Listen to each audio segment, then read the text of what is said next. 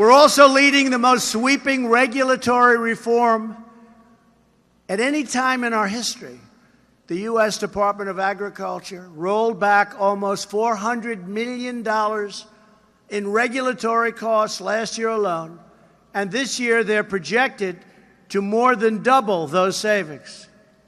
We're saving farmers and ranchers from one of the most ridiculous regulations ever imposed on anybody in our nation, the Waters of the United States rule. Disaster.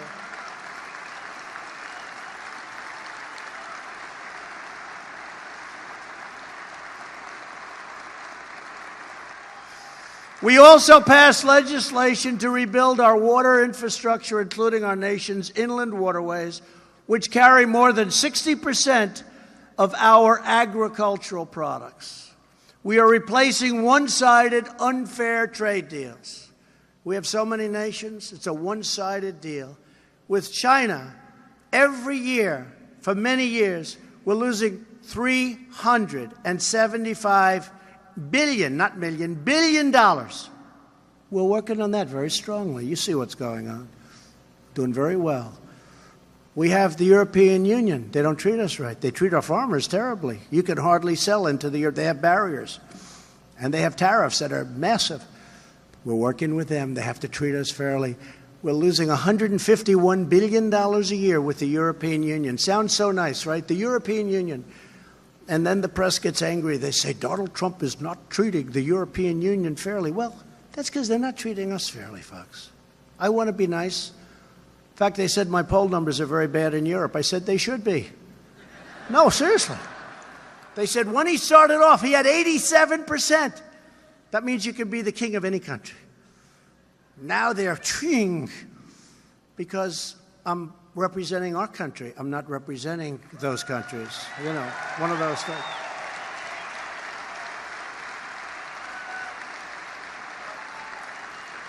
True.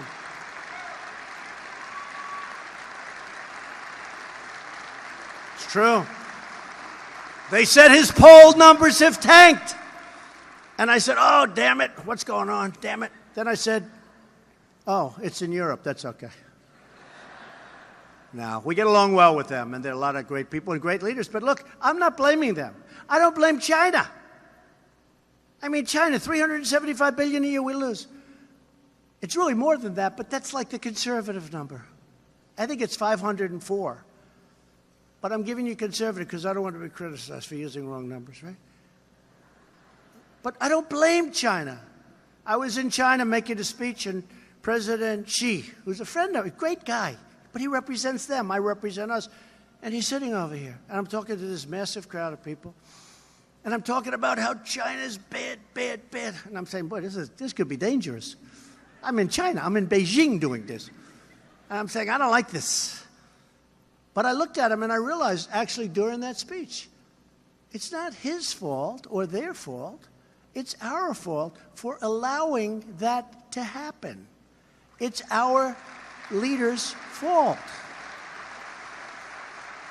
Over the last 15 years, we've seen a continual decline in the U.S. share of agricultural trade all throughout the world. You know that. We're turning all of that around with fair trade deals that put American farmers, ranchers, and in fact, put America first. That's what I'm interested in, America first. We just opened Argentina to American pork exports, pork, for the first time in a quarter of a century. They needed something. I said, you have to open it up to pork. And they said, okay.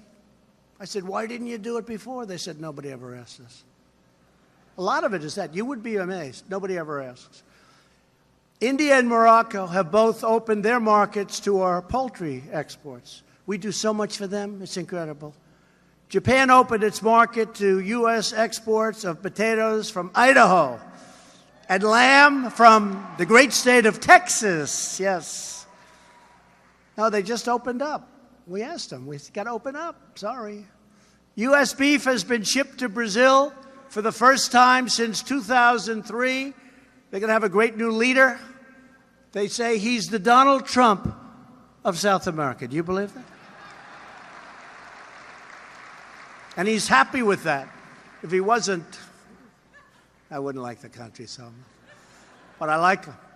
And we opened China to American beef for the first time in many, many years. We've taken, you know that.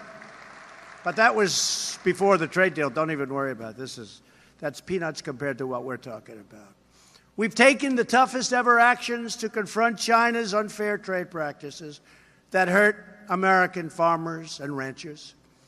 This includes China's theft of trade secrets from American agribusiness. I couldn't believe how complicated your business is with the seeds and the genetic farming.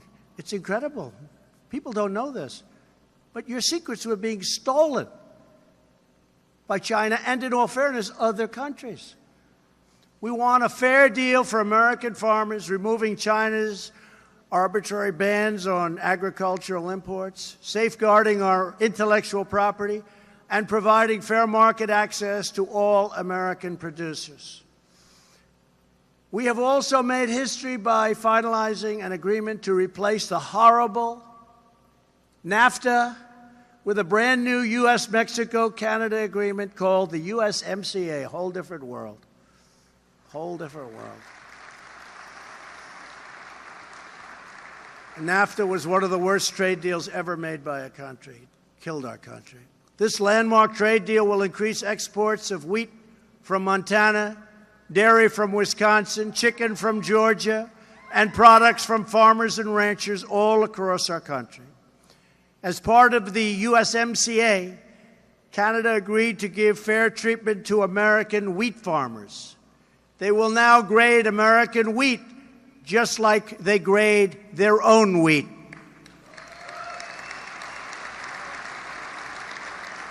Our nation was founded, settled, and built by farmers.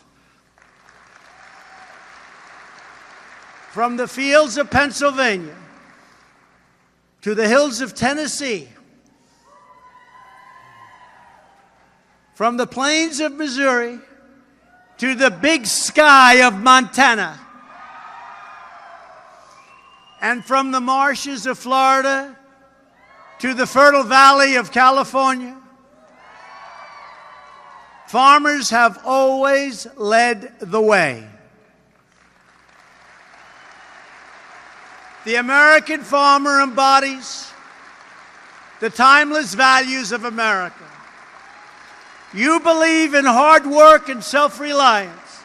You follow the rules, obey our laws, and respect our great American flag.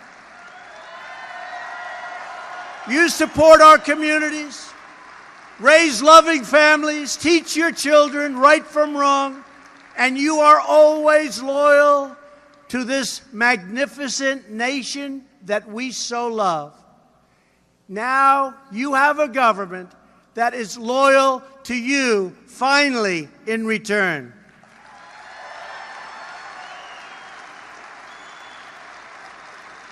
Because we know that government's first duty is to our own citizens. We are fighting for the American farmer, and we are fighting for the American dream, and for the products made and grown with pride right here in the USA. It's what we're fighting for. We are defending a cherished legacy, and we are preserving a beautiful way of life passed down from mothers and fathers to sons and daughters, from generation to generation. You are the keepers of this noble tradition. You are the guardians of this majestic heritage. We are standing up for the men and women who work the fields, till the soil, and harvest the land. We are protecting your rights, your freedoms, and our glorious Constitution. And we are doing it all with love in our hearts, joy in our souls, and trust in our God.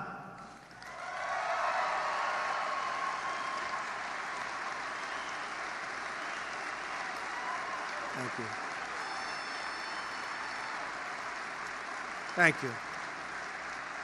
To all of the farmers here today and across our country, the greatest harvest is yet to come. The future for America's farmers is bigger, better, bolder, and brighter than ever before. I just want to thank you all for being here. It's so honored to have had this kind of a turnout, this kind of a record. I want to thank the American Farm Bureau for the incredible job they do. I'm proud to be a great friend of the farmer, of the rancher, of the people who so nobly do what you do.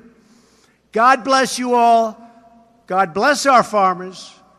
God bless the United States of America. Thank you very much, everybody.